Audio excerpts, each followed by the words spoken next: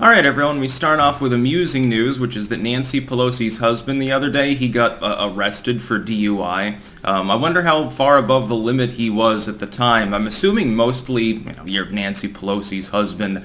You probably have a chauffeur, probably an entire fleet of limousines in case one loses a tire, then you won't lose any time. Probably has the whole convoy of them at all times going with him.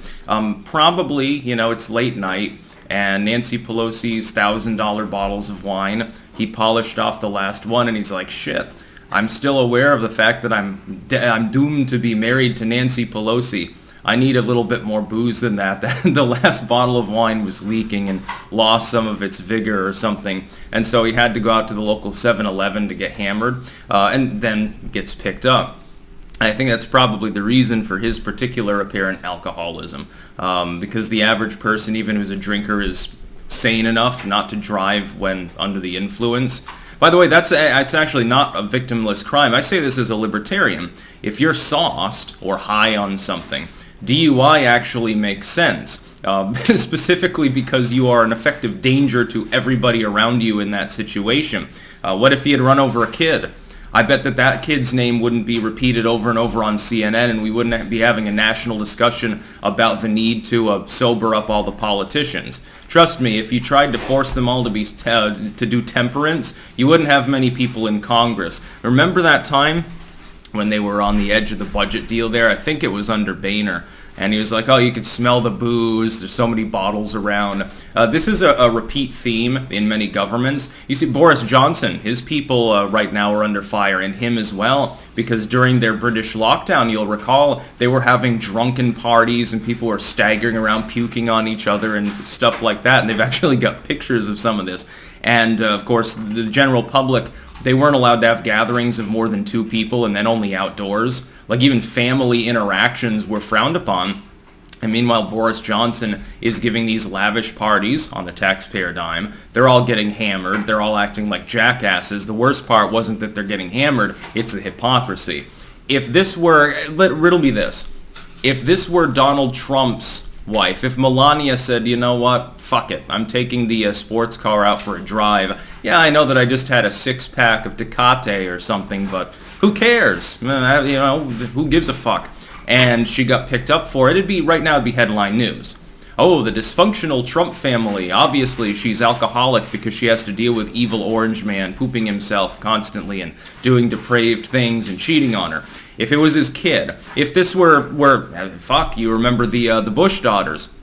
Not elected officials, barely adults at the time. They're fucking college girls, and they're going to parties. They're getting wasted. It was constantly spoken of. It was a running joke back in the MTV era, so you probably understand why. This will be largely ignored, despite the fact that it's humorous. The joke writes itself. You're Nancy Pelosi's husband. Of course you're an alcoholic. You have to deal with the fact that you're married to Nancy Pelosi. The positive part is that, you can get the really good champagne to get hammered off of. Your wine probably doesn't have sulfites in it. I guess he's over 80 years old and he's still partying like he's in college and then going for a joyride while he's hammered. I want to know his blood alcohol limit. Now, again, link in the description, you can see this for yourself. How does Pelosi respond to this? She doesn't. She has a representative talk to the people that break the story, TMZ, I guess, the semi-tabloid rag, the human interest stories, again, writing themselves, saying, well, this is a private matter, and basically hanging the phone up. This would not be treated as a private matter if it involved certain political figures within the United States. Oh, Marjorie Taylor Greene's cousin just got arrested for burglary? Front page news. Donald Trump's son just did a thing with regards to he just insulted somebody because his order at McDonald's didn't come out right. National scandal. Depraved family, dysfunctional. Nancy Pelosi, who we know is dysfunctional, and who we know is corrupt genuinely. She's been in office long enough for us to determine that. Her husband's getting sauced and getting a DUI. And I think that what we should do is we should look at what happened fairly recently. I believe it was Nancy Pelosi that opened up an expanded drink availability for members of the House of Representatives. They have a drinking room now. Again, taxpayer funded. Weed is legal in D.C. I'm sure Rand Paul is not the only one that enjoys the occasional joint. Why don't we insist on drug and alcohol testing for members of Congress? Do we really want people passing binding legislation if they can't blow a zero on their breathalyzer? I think we should have a breathalyzer that determines whether they're able to enter the chambers of Congress. It is the people's house. We shouldn't be paying them to be constantly hammered, but I guarantee most of them are. And it's not just booze. Booze, of course, is legal. Not when you're driving, but in general. What about the marijuana? Well, it's legal in D.C. It's still federally illegal. I think that if you're making federal policy, you should sort of abide by the federal law in that case, but nobody wants to listen. And I support legalizing weed. I don't really care if they smoke that. Coke. I bet more than half of the senators snort coke. I have a feeling more than half of them do that. Sometimes they seem to snort it before they give a conference. It's a big problem. State-level governments have the same issue. It is actually a meaningful discussion to be had about whether we want these people to be hammered. Now, the one exception is the president. If the president has a drug lockup so that he gets a 4 a.m. phone call that the missiles are inbound an hour away or something, yeah, I want him to be able to snort a line and alongside his Red Bull. I'm not going to begrudge him that. It was a good reason to vote against Mitt Romney, by the way, who Geraldo still thinks is going to run again.